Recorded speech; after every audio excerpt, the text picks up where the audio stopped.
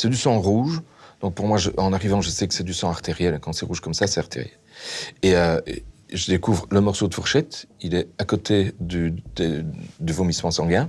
Il est entouré de toute une coque d'un coagulat sanguin. Donc je sais qu'il vient de l'intérieur, parce que le coagulat ne peut pas se faire à l'extérieur. Donc je sais qu'il vient de l'intérieur. Et à ce moment-là, je fais l'autopsie du gars. Je découvre que la fourchette a bien traversé l'œsophage, elle est rentrée dans l'aorte, et que l'aorte a coulé vers l'intérieur. Putain, c'est fou. Et l'hôpital a eu des problèmes quand il se trompe comme ça? Oui, parce que on a accusé le médecin d'avoir mal travaillé, forcément. Et il a été condamné pour faute médicale par le tribunal. Et alors, parfois, t'as même...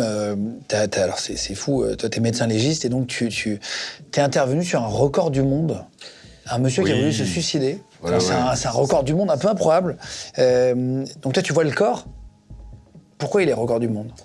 Alors, quand on m'appelle, on me dit « Écoute, c'est un suicide, il n'y a pas de problème, c'est un suicide. » En fait, il meurt dans une pièce qui est fermée de l'intérieur, qui est bien protégée, etc. Et il n'y a pas moyen qu'il y ait quelqu'un d'autre à l'intérieur de cette pièce dans les conditions où on découvre le corps. Donc, tranquille, c'est un suicide.